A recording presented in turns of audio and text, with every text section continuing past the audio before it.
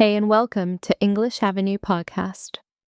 Before you say one more word in English, stop. Because in the next 20 minutes, we're going to explain why your brain freezes, why your hands shake a little, and why one small speaking change can help faster than another year of only studying grammar.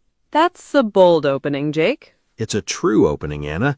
This isn't just believe in yourself talk today. There's a real reason your brain and body react this way, and once you understand it, you'll never look at your own fear the same way again. Okay, now I'm curious. Hey, English learners. Welcome back to the English Leap Podcast, your cozy little place to learn easy English through real, everyday conversations. I'm Anna. And I'm Jake. Today, we're not just talking about fear, we're taking it apart, piece by piece, like a machine, so you can see exactly why it happens. And once you see how the machine works, it stops controlling you. That's the whole episode in one sentence. Then later in Word Tour, we'll slow down today's strongest words, like the words we use when fear takes over. And in Say It Better, we'll take those heavy thoughts learners say to themselves. Like, everyone is judging my English. And turn them into kinder, stronger sentences you can actually use.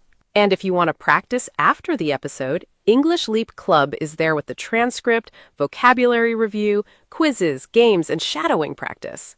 So you don't just understand the episode, you practice it. So if speaking English feels scary, stay with us. Because the first thing we need to understand is the freeze.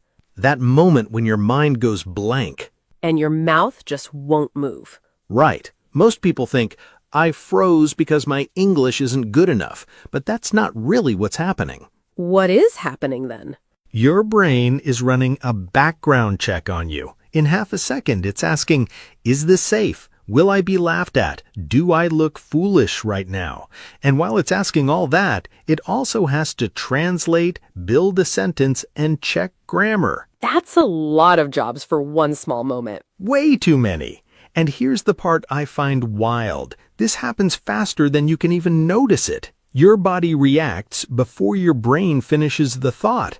That's why your heart speeds up before you even know why. I want to slow down here because this is the part many learners blame themselves for.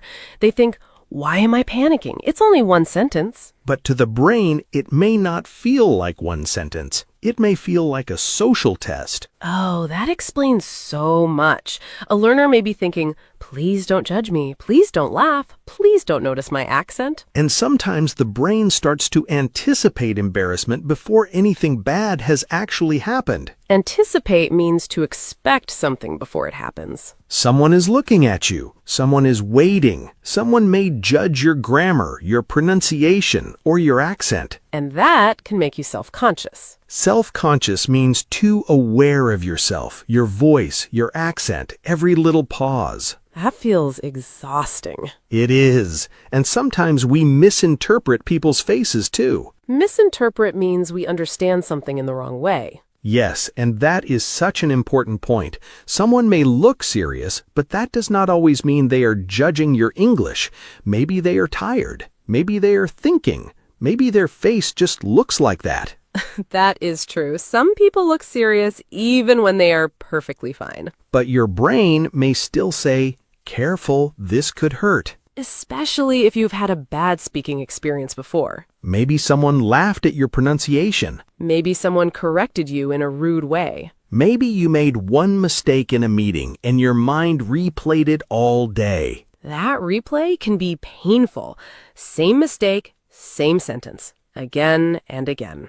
And after that, silence starts to feel safer. Silence says, no mistake today, no embarrassment today. But silence has a cost. Yes, it protects you today, but it teaches your brain that speaking is dangerous tomorrow. Okay, but I want to push on something here. Go for it. I don't think naming it your brain is scanning for danger is enough, because if you just know the reason, that doesn't automatically make the freeze go away. True. Knowing why a fire alarm goes off doesn't stop the sound. Right, and that is where many learners get stuck. So what actually helps? I think it starts with this. You train your brain that speaking is safe by doing it in small doses again and again until your body stops treating it like danger. And by small doses, we mean small. One voice note, one coffee order, one question in a meeting, one sentence like, I'm still practicing, so I may speak slowly. That sentence alone can lower the pressure. Because it tells the other person,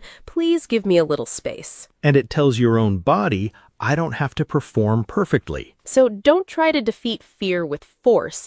Give your brain small proof that speaking can be safe. Gently disobey your fear one sentence at a time. I like that. And one of the quickest ways to send that message is through your voice. Which brings us to something strange, but very useful. Here's something that surprised me. The way one person speaks can shift the whole feeling in a room almost instantly. Like a mood spreading? Kind of, yes. If someone speaks in a calm, steady way, the people around them relax a little too, without even noticing. If someone speaks fast and nervous, the room gets a little more tense. So our nervousness can spread to other people. It can. But here's the flip side. Calm can spread too. Wait, so if I walk into a meeting shaking, and I try to slow down my voice on purpose, even a little? It can actually calm you down and calm a room a little too. Not magic, just how people naturally respond to each other. I love that. It means you don't need to feel confident first. You can just slow your voice down and the confidence sort of follows behind it. Confidence follows like a slow friend who is always late. That is very Jake. And very true. Fear wants speed. Fear says, speak fast and escape. But calm says, take one extra second. Yes, and this is where it becomes practical.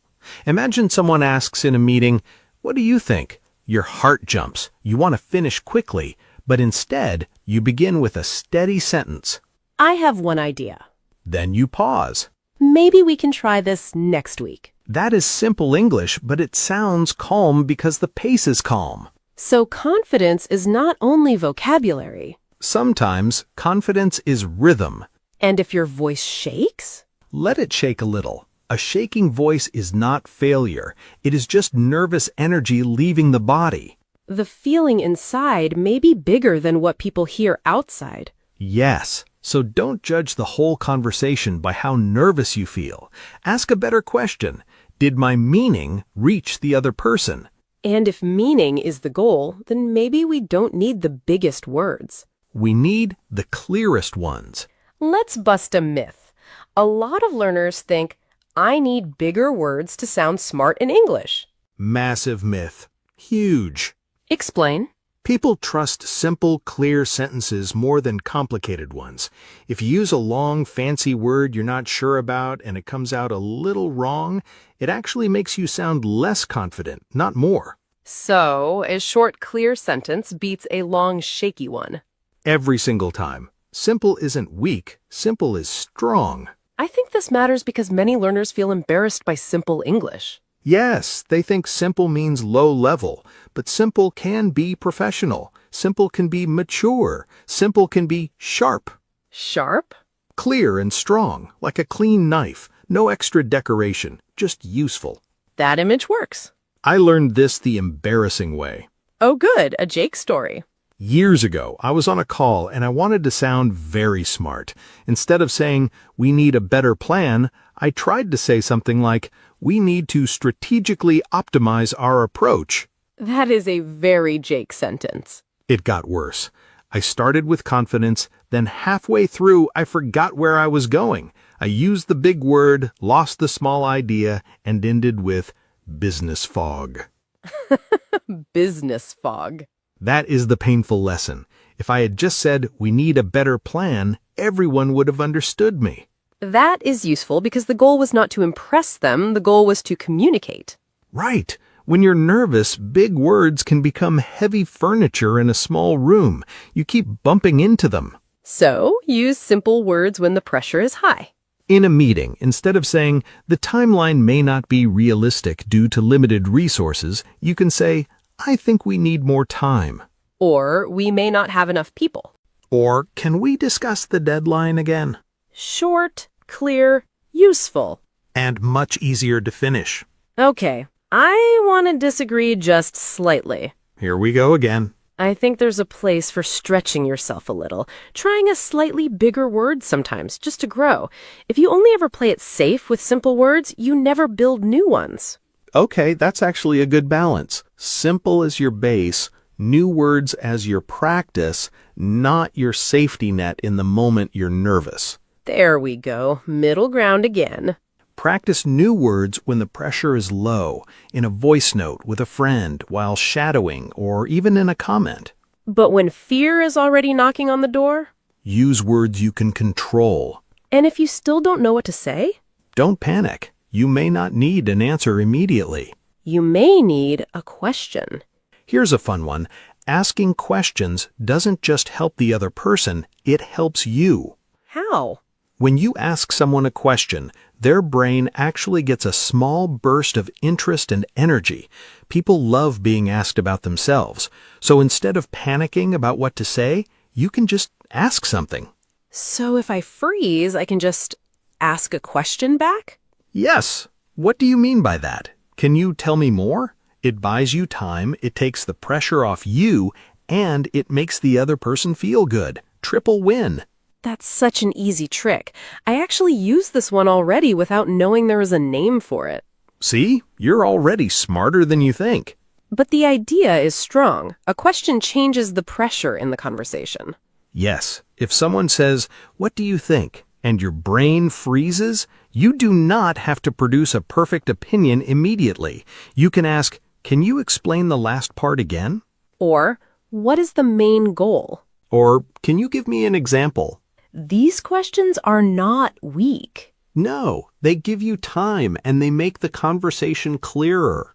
I want learners to hear that. Asking someone to repeat or explain does not mean your English is bad. It means you're taking care of communication. In real life, strong speakers ask for clarity all the time.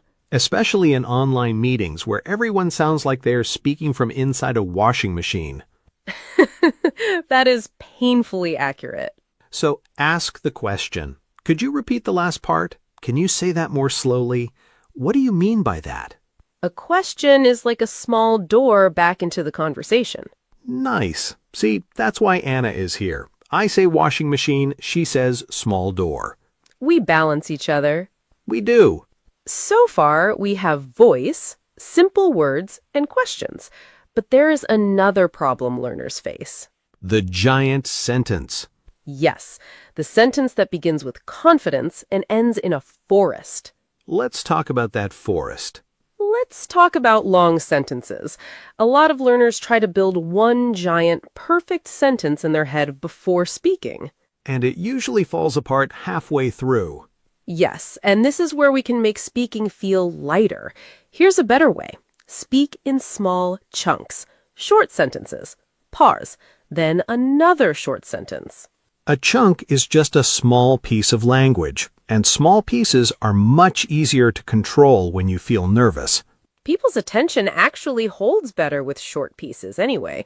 Long, non-stop talking loses people fast, even in your own language.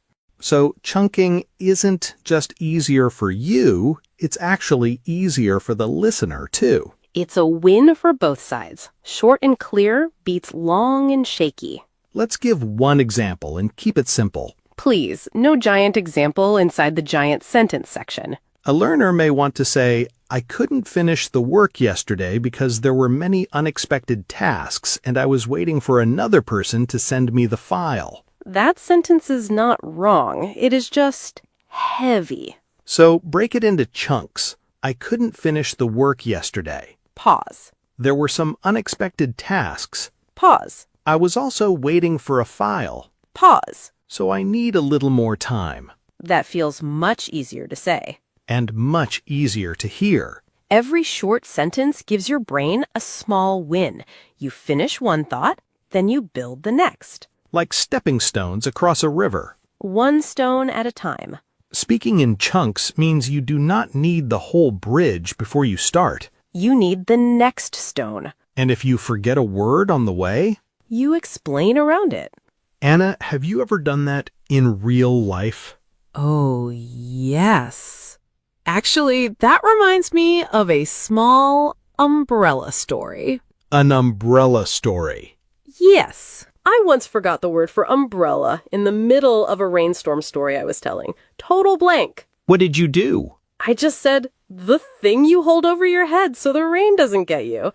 And the person laughed and said, oh, an umbrella. And honestly, that moment made the story better, not worse. See, that's proof of something important. A real story, even a messy one, sticks with people way more than a perfect sentence ever will. People remember how you made them feel, not whether every word was correct. That should be printed on a wall somewhere. Write it down, Jake. You know I won't. I know, but I also know learners need this idea. Forgetting a word is not the end of a conversation. It feels like the end inside your head. Yes, but outside, it is usually just a small pause. And sometimes it becomes the most human part of the conversation. If I had stopped and said, oh no, I'm terrible at English, the moment would have become heavy. But I stayed in the story. I described the word. The other person helped me. We laughed, and the conversation continued. That is the real skill, continuing after something goes wrong. Because something will go wrong sometimes. Of course, you'll forget words, you'll mix tenses, you'll start a sentence and change it halfway.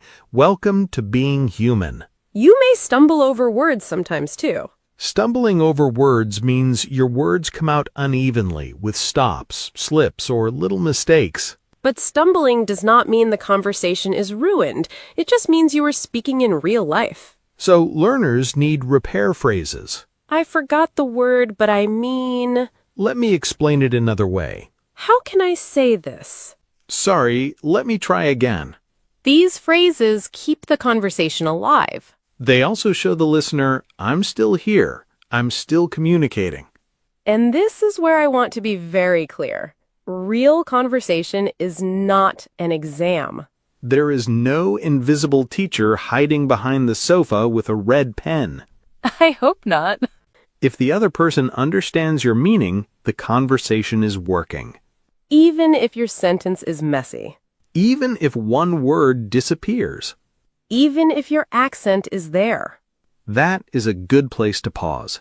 Yes, because now we have the main idea. The freeze has a reason. And the answer is not perfect English. It is a calmer way to speak through the fear. Slow your voice when fear wants speed. Use clear words when pressure makes your brain busy. Ask questions when you need time. Speak in chunks when a sentence feels too heavy. And use repair phrases when a word disappears. That's enough for one conversation. We don't need to turn the whole episode into a suitcase full of tips. No. Now we need to turn these ideas into language learners can actually use. So next, we'll take the most useful words and phrases from today's discussion, Slow them down, make them practical, and learn how to use them in real life. Let's move into Word Tour. These are today's strong words and phrases from the conversation. Our first word is anticipate. Anticipate.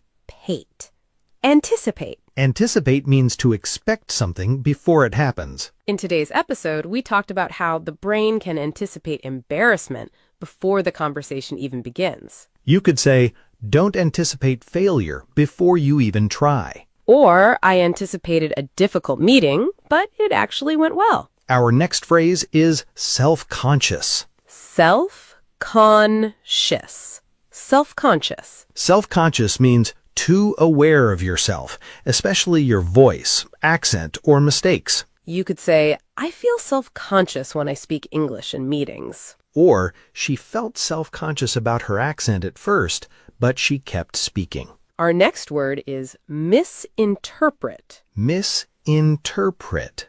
Misinterpret. Misinterpret means to understand something in the wrong way. You could say, I misinterpreted his silence and thought he was angry. Or, don't misinterpret one serious face as a sign that your English is bad. Our next phrase is stumble over words. Stumble over words.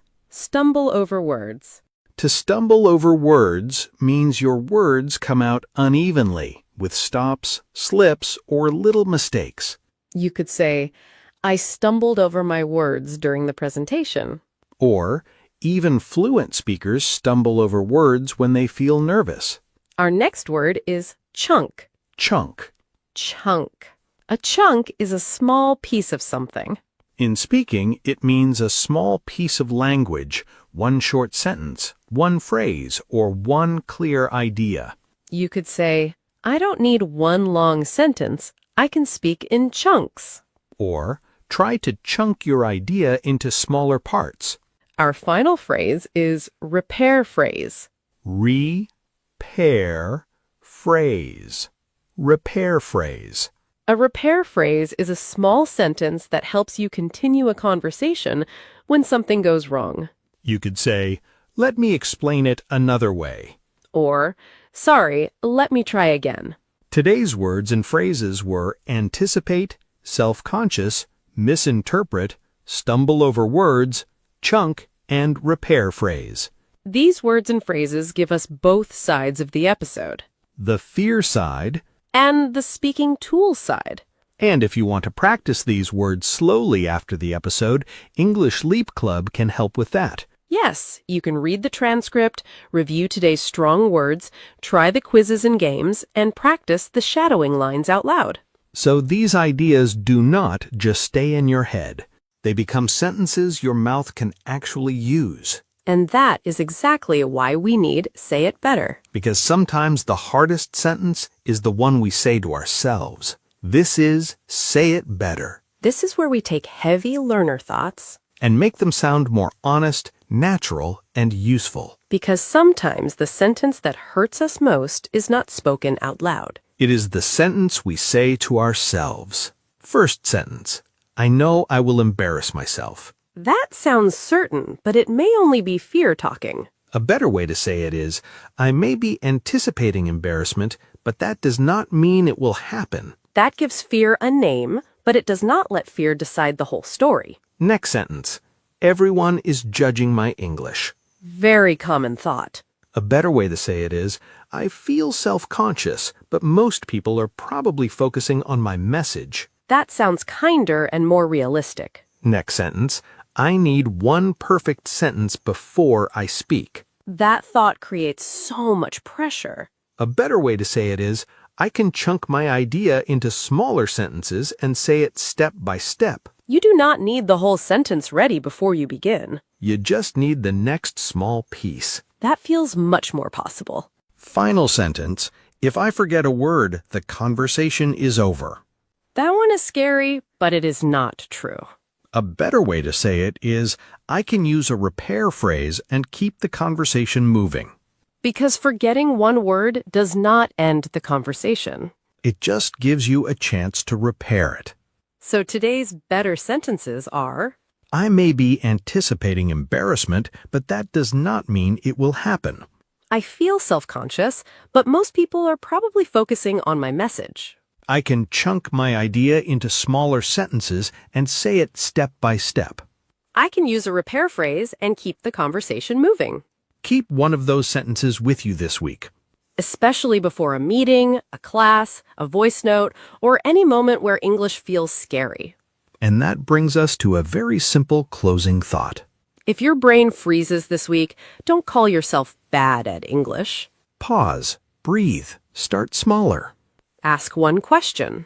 Use one clear sentence. And if you stumble over a few words, keep going. Because speaking English is not about sounding perfect. It is about staying in the conversation. That's your leap for today. Go take it. Thank you for listening to English Leap Podcast. See you next time. Bye for now.